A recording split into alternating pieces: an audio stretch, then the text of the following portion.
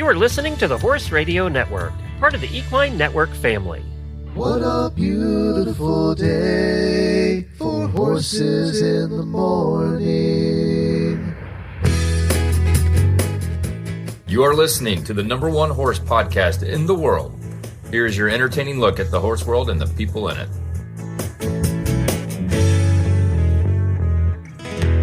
Well, good Tuesday morning, everybody. I am Glenn DeGeek in Ocala, Florida. And I'm Karen Chatton from Gardnerville, Nevada, and you are listening to Horses in the Morning on the Horse Radio Network for February 11th, episode 3624. Good morning, Horse World.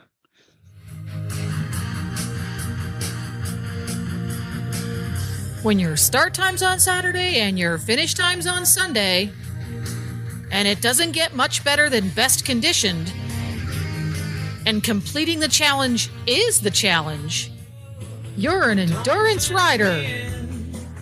Well, good morning, everybody. Thank you for joining us today. Yeah, I don't know that this week there's going to be much endurance riding except in Florida because the weather is all over the country, snowing, cold, all of those things expected this coming week. Although I did see, we'll talk about it, I did see that you got out a little bit, which I was kind of surprised about. But what's coming up on today's show, Karen? Well, today I'm going to do my endurance riding tip, which I know everybody likes to hear those. We're going to be also talking about the Green Bean Endurance Group and also the chaos that ensues after your endurance ride is over and you need to pack up to go home. I don't think we've ever talked about that before.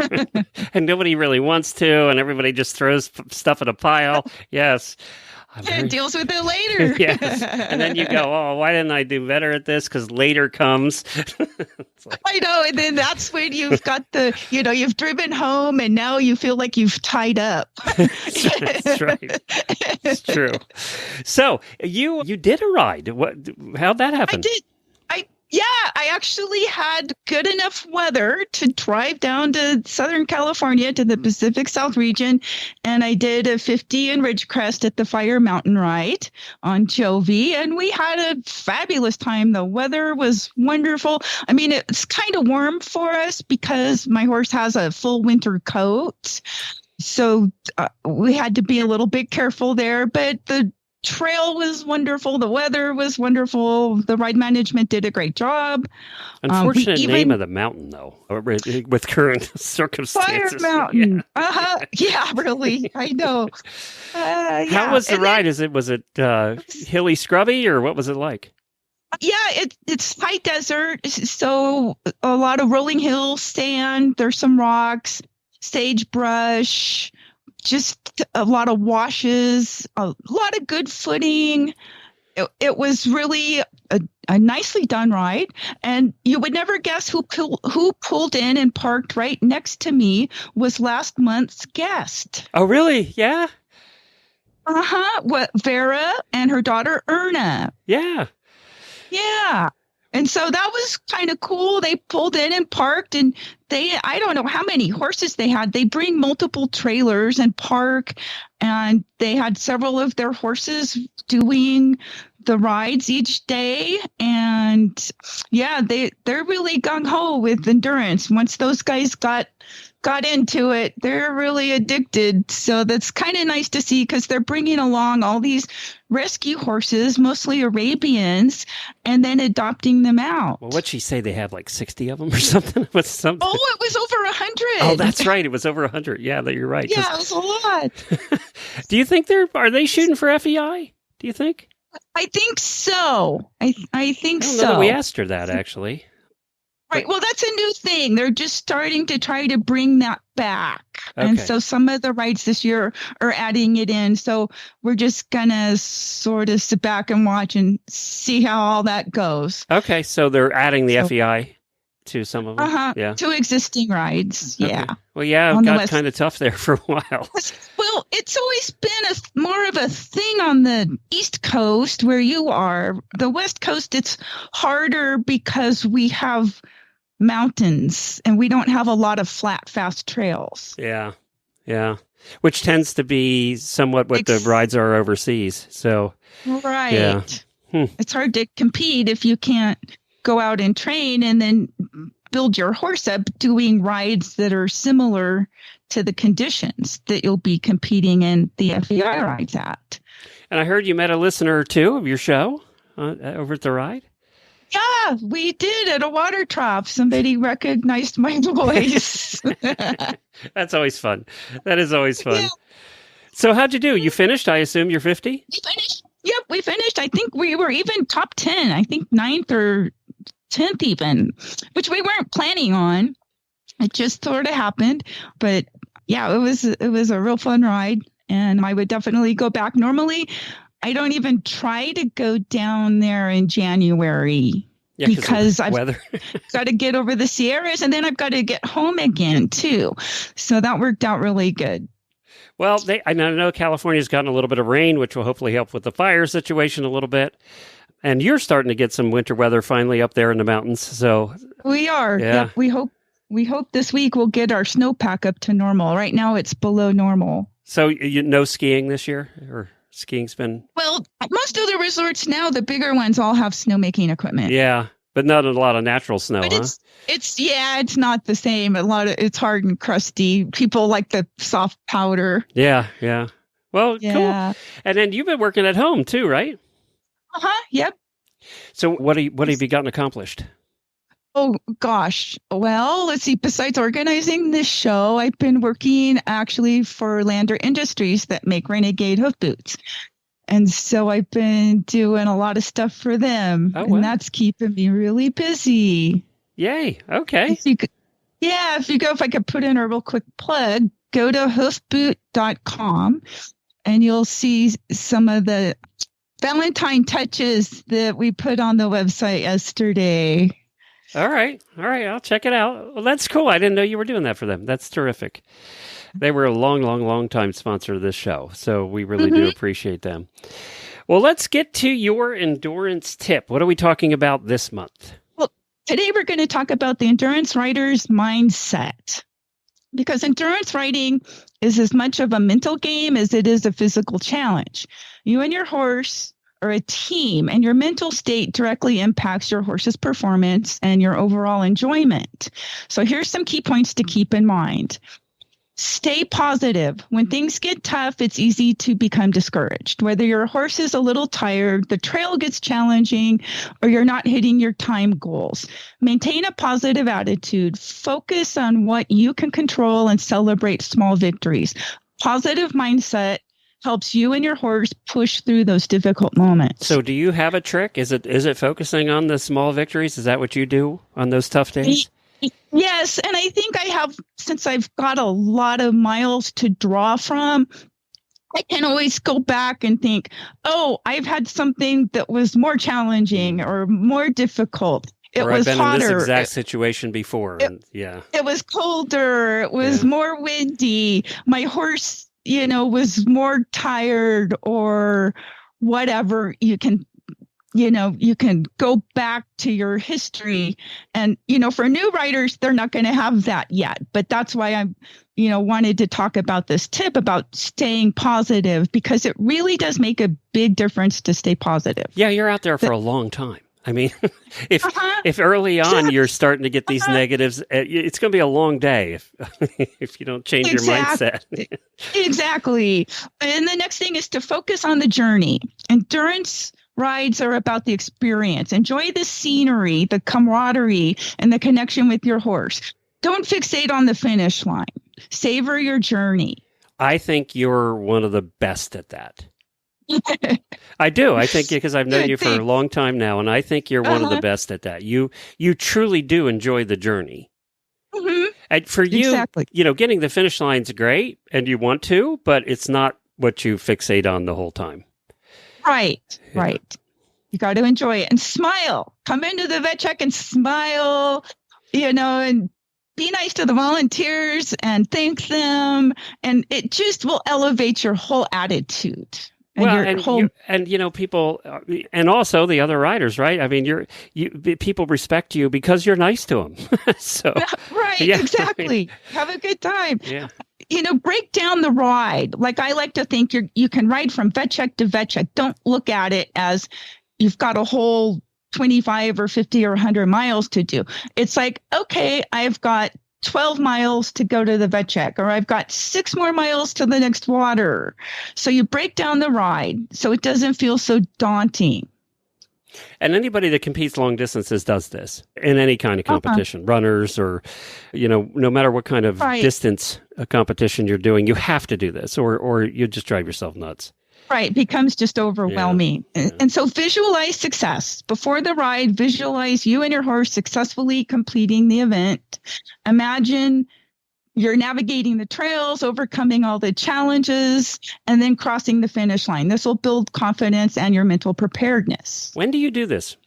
Right before the ride, the night before the ride, A lot of the night before, if you're not sleeping, that's a good time to do it. If you can't sleep. You just kind of close your eyes and envision yourself going down the trail, crossing the water crossings, those kinds of things. That's a good time to do that. You're not sleeping anyway, so. Exactly. Right. Exactly. Embrace learning. Every endurance ride is a learning experience. Don't fear making mistakes. Learn from them to improve your riding and horsemanship and enjoy the process. Okay. Be kind to yourself. Endurance riding is tough. Don't beat yourself up for an imperfect ride. Be patient with your horse and yourself. Self-compassion is super important. And remember, why did you choose to do this? What do you enjoy most? When things get tough, remember your why for motivation. That goes for anything in life. Yeah. Exactly. So which one of these was the toughest for you at the beginning? Gosh, the toughest.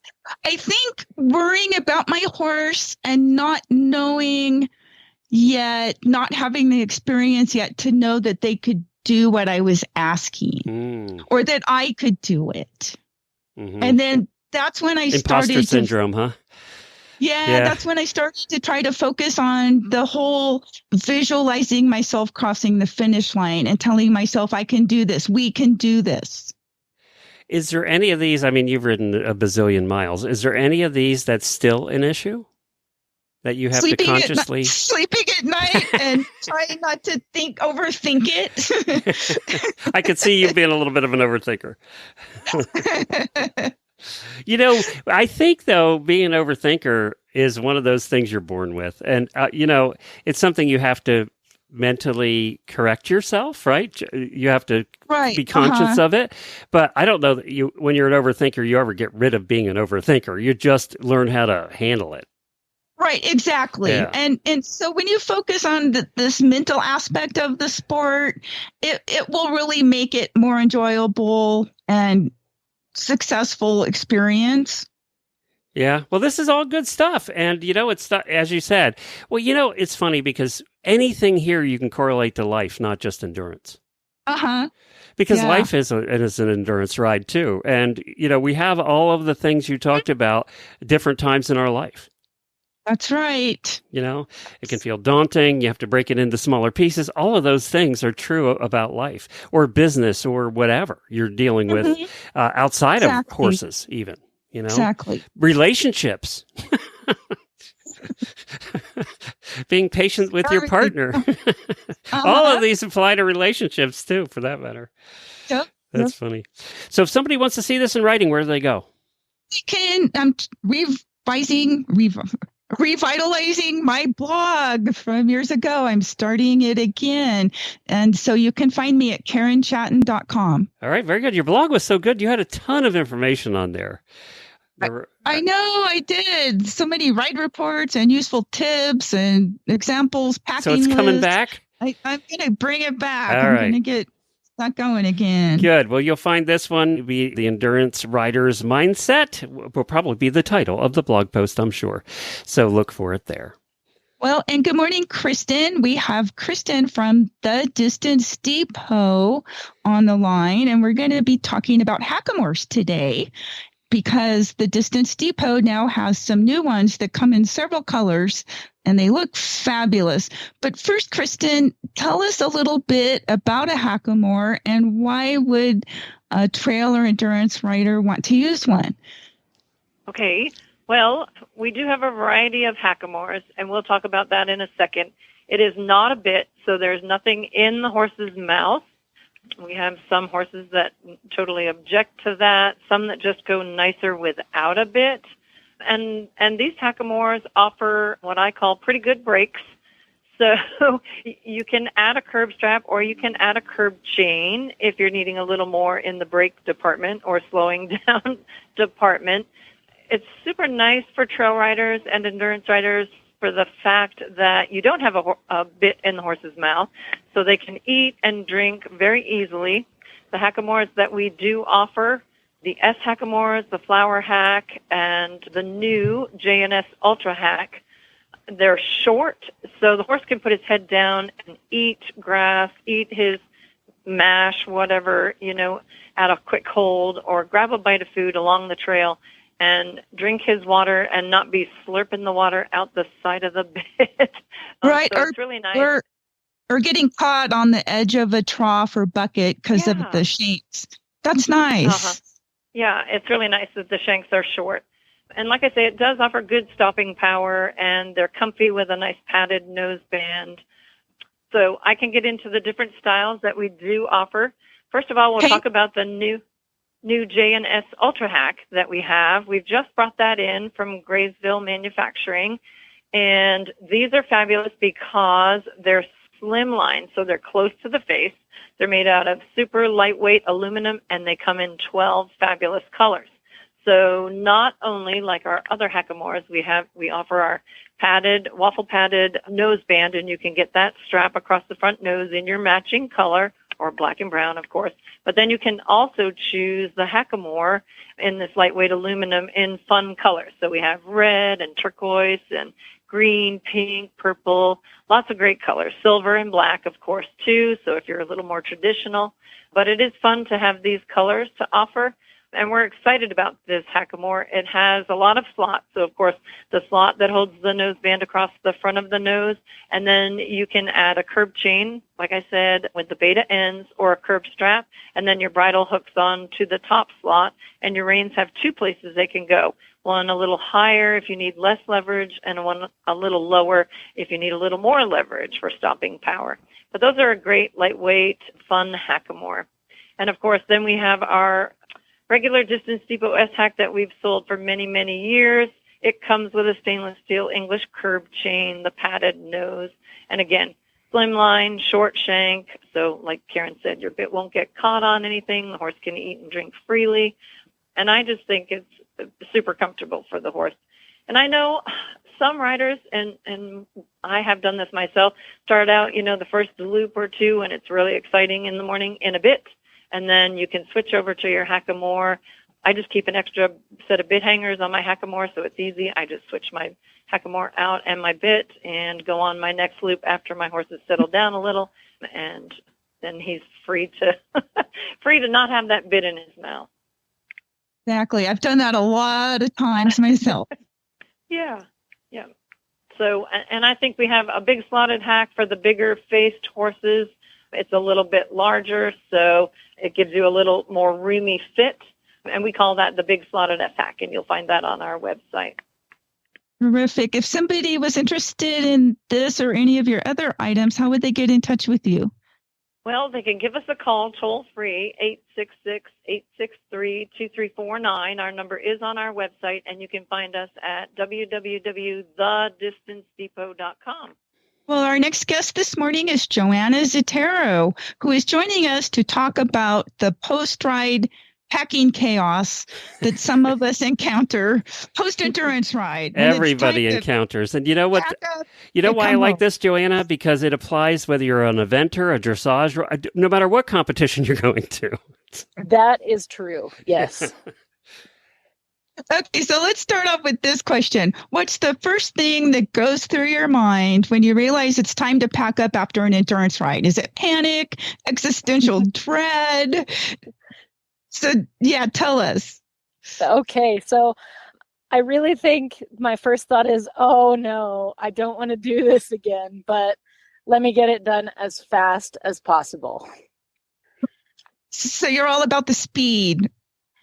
Well, yeah. So if we're talking about, packing up to get out of camp, I have my eyes on the prize of getting home, in daylight and getting back to where I can start sorting things back out again. Okay, so you do it in like a two-step process. So explain how that works. So after, the day I'm going to drive home, that's sort of the existential dread, maybe that moment where I'm thinking, how do I get all of this back in as quickly as possible so I can get home? And then when I get home, I've got to take everything out and sort, what needs to be cleaned and what do I have to fix so that I can repack for the next ride. Exactly. So you're like in a perpetual state of packing and repacking. That is what it feels like. I never thought about it like that, but yes, that is what it feels like. Okay. So do you feel like you're efficient at it, or is it more of a free-for-all? I feel like it's both. I've gotten more efficient over the years, but I always have the best intentions of being packed and prepared well ahead of time. And that rarely is the case. So I often find that it's a lot of last minute, did I remember everything going through my lists? Do I have everything? If I don't have everything, can I make do without it? That kind of thing. All right. So what kind of role does fatigue play post-ride with this whole packing up process? Typically, in part, it depends on how many days I've been riding and that kind of thing. I feel like I'm usually pretty motivated to get on the road after a ride, especially if it's been like a multi-day or if I've got my family along, like my kids riding with me, stuff like that. So I really tap into that desire to get going. Usually my drives are kind of long anyway to get home. So I want to get home in daylight if at all possible. So I just keep reminding myself like, yeah, I might be tired, but I really need to get this done and get on the way. So has it ever happened where the packing up after a ride didn't go as planned? Oh, typically, I think. So, we talked about like having a plan and having a system, but it doesn't always, maybe it doesn't even often go as planned. So I just try to, there are certain things that I know have to go in certain places, like the horse feed. I don't want it somewhere where it's going to spill. I want my saddles not falling off the racks and things like that. So I go through the things that I know exactly where they need to get plugged in first.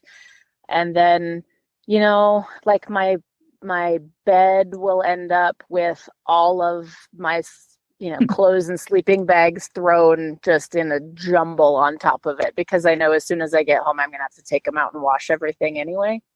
So there's chaos and then there's some organization, and I try to focus on the organization first and the chaos happens later. Right. So how many trips like back and forth and in and out between the truck and the trailer and the horse and everything do you think you take? Oh my goodness, that is a good question. And I think that also depends on how many days I've been there and if I'm, taking other people with me.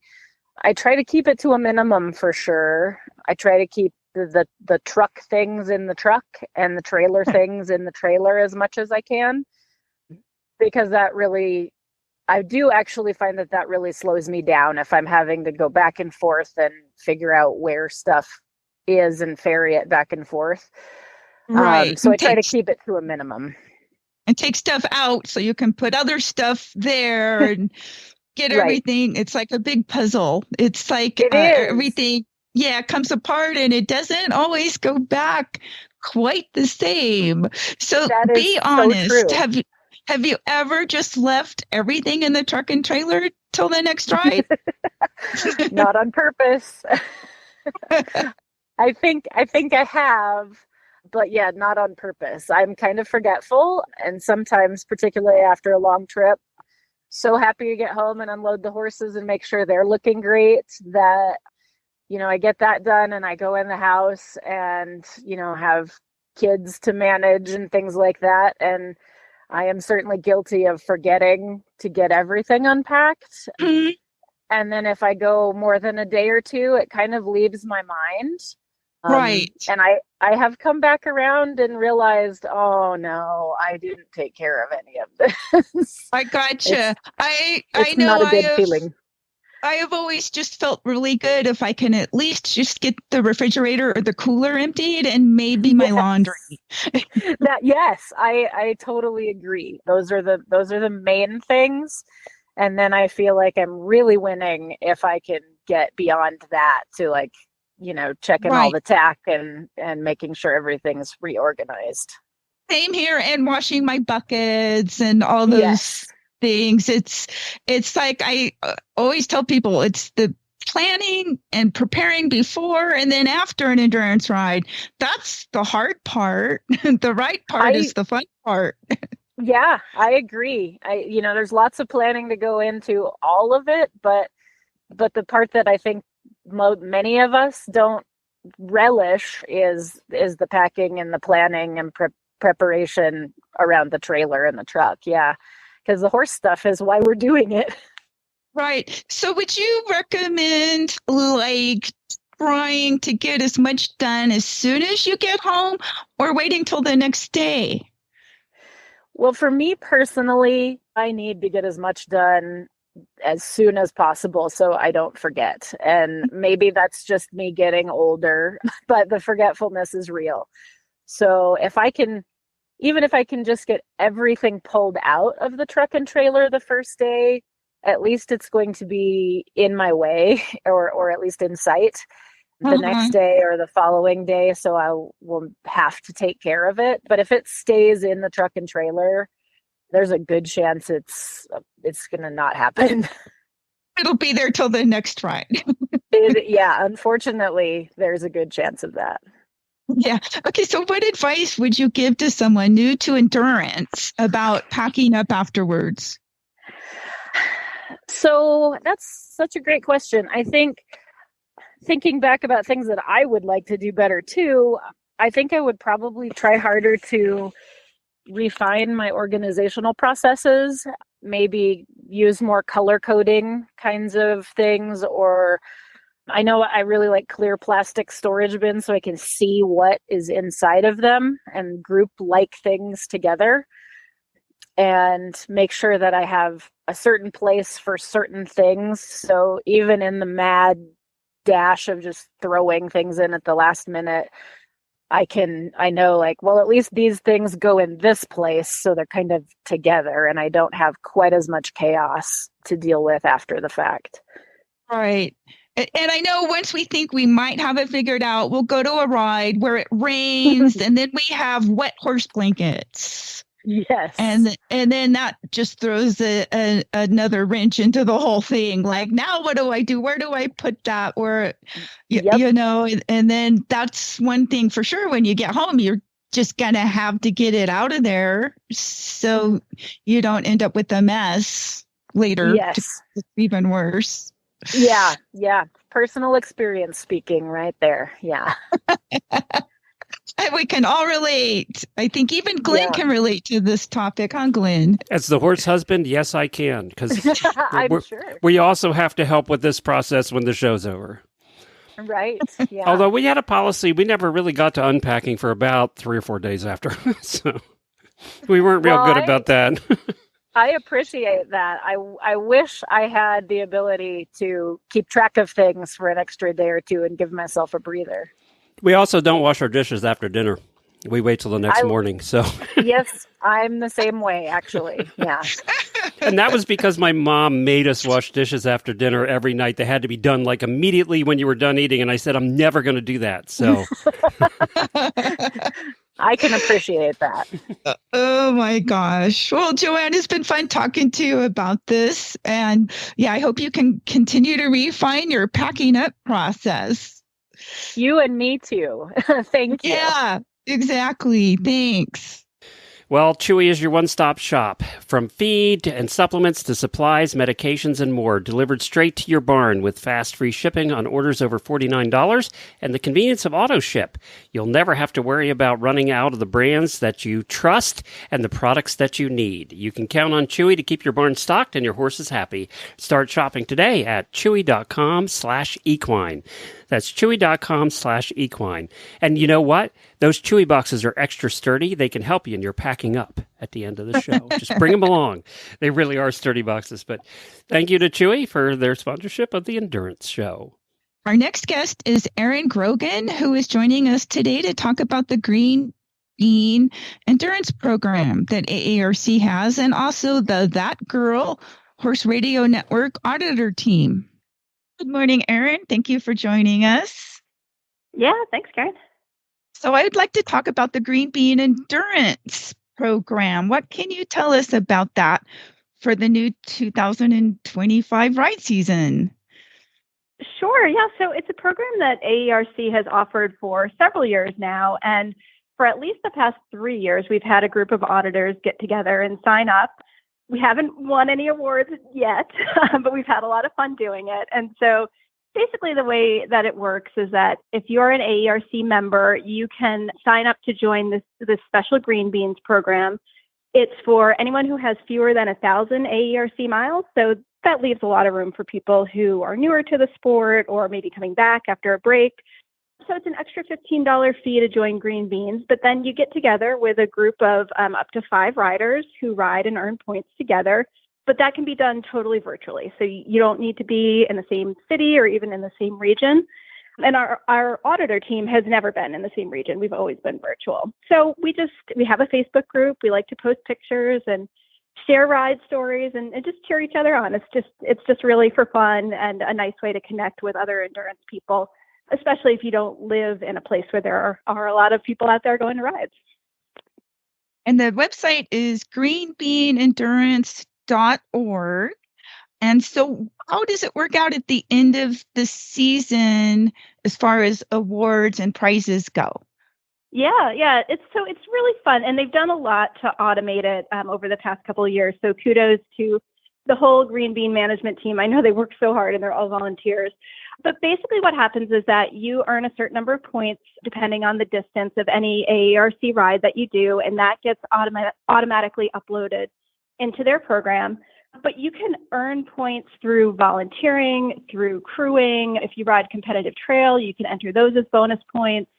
There's also a sort of separate ride mileage challenge that they host called the Tally Ho program. And so that's kind of like an online, almost like a riding journal or diary where it's all in the honor system. You just enter your rides. And for every 100 miles that you ride, that also converts to bonus points for the Green Bean team. So everybody, throughout their season, they're doing their thing, going to rides, volunteering, earning all these points. And then the points get tallied up for all 5 of your members. There are online scoreboards that get updated periodically throughout the season. And there's a newsletter that goes out so you kind of know how you're doing compared to the other teams that are part of the program. And then across the different divisions, so last year there were 3 divisions. I believe this year they're adding a 4th. But each division has, top 3 teams. And then if you're not on a team, you could also do this as an individual. And there are prizes for individuals too. And so it's sort of about the glory of racking up miles and going to rides. There's not huge prizes, but it's still fun to get your patch at the end of the season and to sort of see your name on the leaderboard and all that good stuff. Right. And it looks like there's still some teams that still need new members for this season. Yeah. Membership is open now to join. So you have to join first as an individual. But yeah, teams keep forming right through, I believe it's March. So we've got a couple months left. Like I said, we do have an auditor team, and we have for the past 3 years now. We still need 3 people to join our auditor team. So if you are part of the auditor program, come find us. We have the HRN That Girl Trail Team Facebook page for auditors. But if you're not an auditor, you can definitely still participate. So you can sign up and say you want to be added to a team, and the program will take care of doing that for you. You could sign up and do it as an individual if you're not so into the team thing, but you still get to track all the points and see your name on the leaderboard, all that fun stuff. But if you think you know of a team that's out there and you just haven't joined yet, when you go to their website, you can search for, people that you might know or a team name if you have that. So it's really easy once you get onto the website to search the database and kind of figure out how you want to get connected to other people. That sounds great. So how long have you been doing team thing with the auditor group? Yeah, so I've been doing it for the past 3 years. I've, like so many people, had ups and downs with horses. I've done more intro-level competitive trail rides because that's more commonly offered around where I live than AERC, but I've volunteered a bunch at AERC rides and crewed at rides. The Vermont 100 is in my backyard, so that's a great way for me to earn bonus points by volunteering there. And I've been a ride manager for an AERC ride in New Hampshire. So I've earned a lot of bonus points. I have not earned a lot of AERC miles with my own horses, but that's the fun of this program. It's really about learning and about education and just being around the sport. So even if you're not somebody who's going to go out there yourself and jump right into 50s or 100s or, ride a lot of miles with your own horse, even if you're just learning and you want to be around people who are doing endurance by volunteering or crewing, you're still helping your team earn points and learning a lot along the way. Yeah, it's a great program. Mm-hmm. Yep. Well, thanks for coming and telling us about it. Yeah, no, thank you so much for featuring it. I know the program as a whole is really excited to continue to attract more members this year. And like I said, if you're an auditor, we still need 3 more people. You can be anywhere, and we are, it's just for fun. We're not super competitive, so don't feel a lot of pressure to go ride, hundreds of miles at a really fast pace. We're just here to have fun and learn about the sport. So come join us. Perfect. Thank you. Thanks, Karen. As horse owners, we spend a lot of time on the road. Let US Rider help keep you covered. Our equestrian motor plan offers fast, reliable, nationwide service from our highly trained roadside assistance team. 24/7 coverage for both you and your horse. Membership includes horse trailer servicing, towing, flat tire repair, even on dual wheels, battery assistance, and lockout service on any vehicle in your plan. We also have your equine companions covered with referrals for emergency vet services, farrier referrals, and emergency stabling assistance. Get peace of mind on the road for you and your horse. Join US Rider today. Well, we hope more and more people. I know that numbers are down with kids getting into equestrian sports of all kinds, not just endurance, but everywhere. So I'm hoping that more and more, because it is kind of one of the fun sports, right? I can understand as a horse husband why numbers are down in dressage, but endurance is fun. It is. We need to get more people coming and checking it out and joining it. So check out aerc.org. You can look up the ride calendar, find a ride near you, volunteer. There's most of the rides nowadays are offering intro rides. If you just want to go and sort of check out the water and dip your toes in and give it a try, we'd love to have you. I don't think Jennifer's quite ready with her new gaited horse yet. No, he's too young. Yeah. She says he's like 4 or not even 4 yet. Yeah, so we're still getting him used to we live in a carriage community, and he just thinks they're terrifying. So we're working on that. That's what she said, carriages and bicycles. Bicycles, yes, that's right. I understand. I have baby buggies here. There you go. And so I understand. You never know what's in one of those. No, you don't. Well, if you want to listen to just the Endurance Show, you can find it. Just search for Endurance Rider on your podcast player, and that's just the episodes of the Endurance Show from the past. It's not mixed in with the horses in the morning feed. So that has its own separate feed if you want to look for it on your podcast player.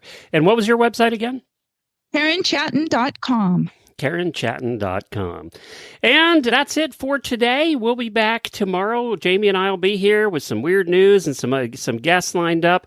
And then in our auditor post show, we'll meet another auditor. We're meeting auditors every Wednesday and finding out about their lives and what they're up to. It's kind of fun. So we hope to see you tomorrow. Have a good ride, everybody.